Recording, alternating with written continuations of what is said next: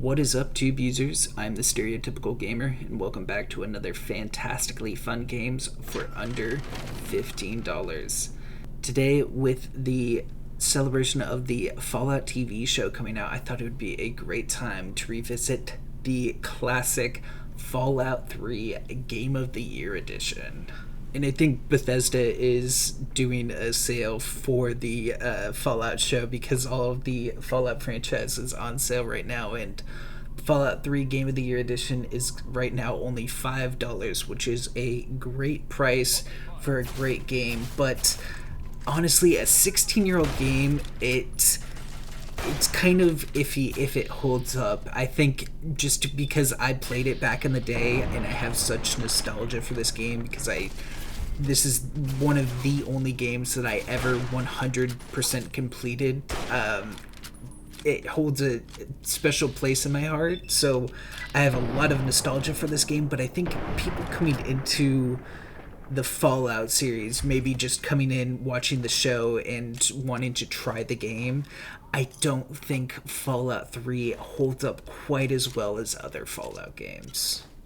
Now, that's not to take away from it gameplay-wise. I think for the time that it came out, it really set the groundwork for Fallout games and was monumental back in 2008, I think is when it came out, and it was really fun back then. But we've now had 2 decades of first-person shooters. We've had other Fallout games that just kind of add to the gameplay and make it better overall, so it's kind of hard to go back to this game and really enjoy it by today's standards. I think if it got a remaster into the Fallout 4 engine where it played more like Fallout 4 but you're just playing Fallout 3, it would be fantastic.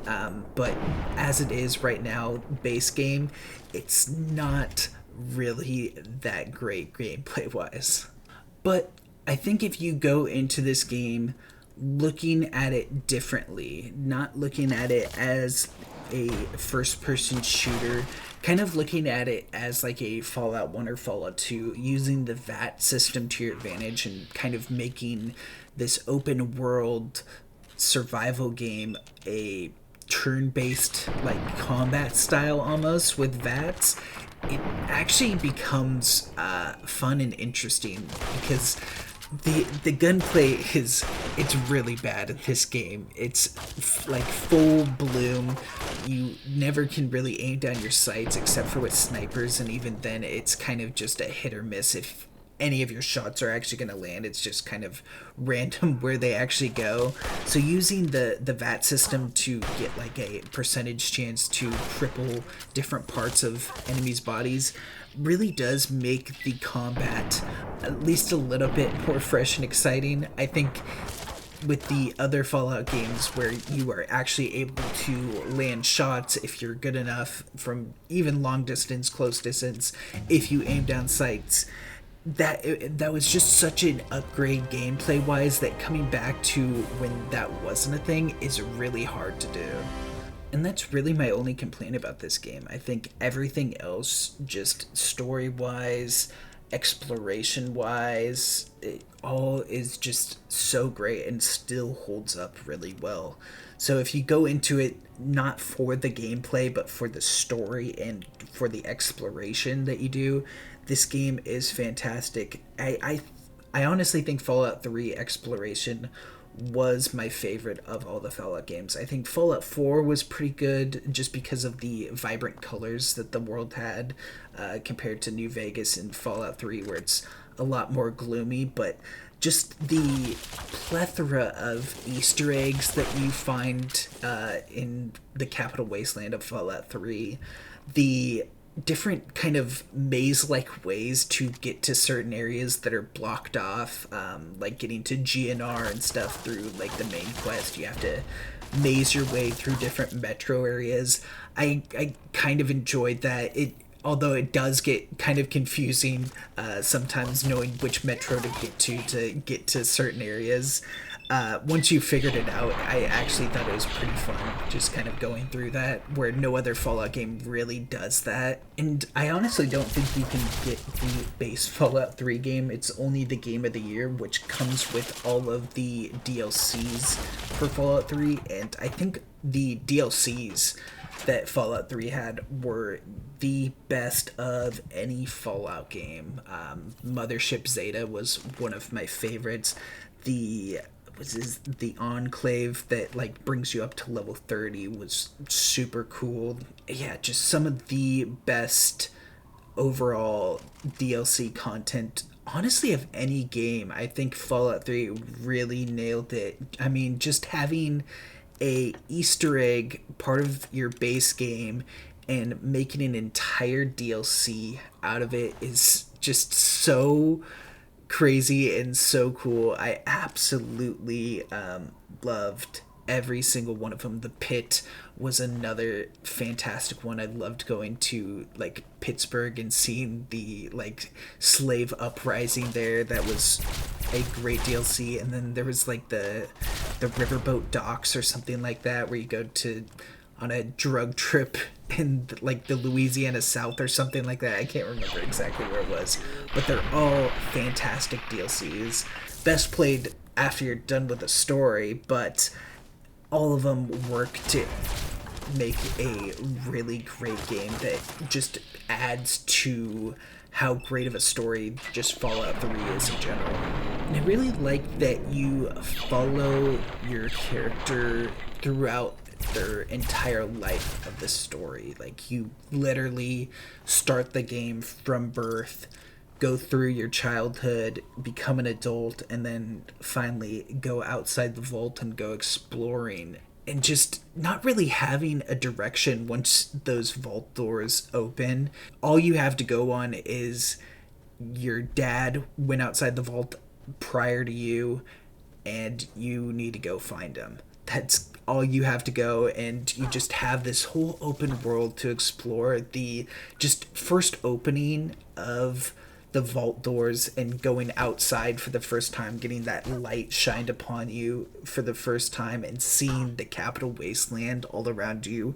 There's very few games that really nail that so close to the beginning, and it just really goes to show how great of an open world it is. And it still looks great, you know, even for being 20 years old. I think because of the kind of bleak world that Fallout is, the graphics kind of play into that, because they're not really that great. You know, when you look at them up close, there's definitely a lot of things that are just 2D textures and stuff like that, but it kind of just works overall for this world because of how bleak it is.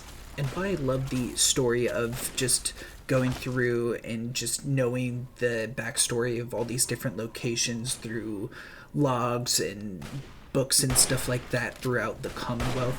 I think the best part of the story is the different replies that you can do with your character through dialogue. I think most games out there that like have different choiced options are very limited. It's like good, bad, middle kind of thing. And Fallout, it kind of works that way, but I think it brings it to like a sarcastic, funny level to a really good T.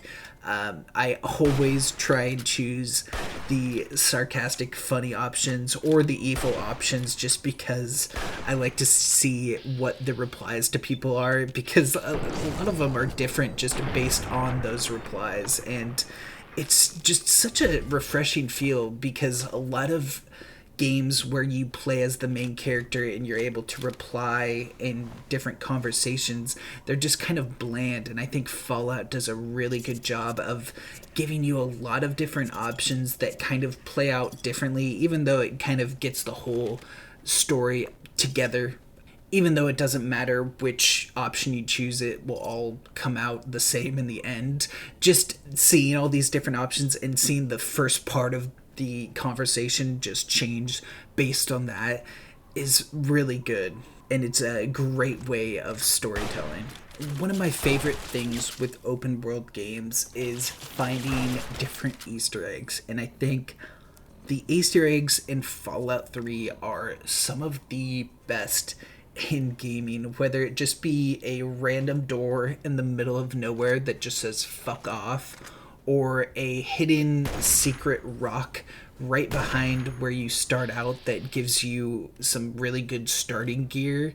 There's just some really fun Easter eggs and different areas that are just completely unique in Fallout. And that's what's great about open world games, is the exploration and just finding random things. One of my favorite things to do in any Fallout game when I'm inside a building is to go to the bathrooms and open up the stalls one by one, because at least 9 out of 10 times you're gonna find a stall with something weird happening, and it is just such a good reveal every single time. And I think this is one of the first games that just has a plethora of really good voice acting. Now, there is definitely some bad voice acting in Fallout 3, but for the most part, every single character is pretty unique and is pretty well voice acted overall.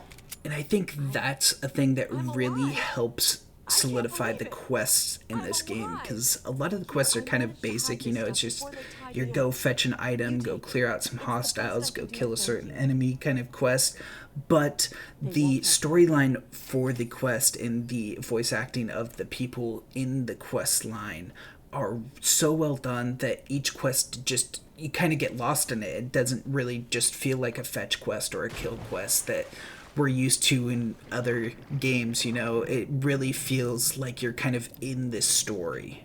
And obviously, I think the finisher, quote unquote, aspect of VATS is one of the best. It obviously just gets better with New Vegas and Fallout 4, but just seeing it here and remember seeing it for the first time of using VATS on someone's head and just watching it fly off was so satisfying and so hilarious at the same time.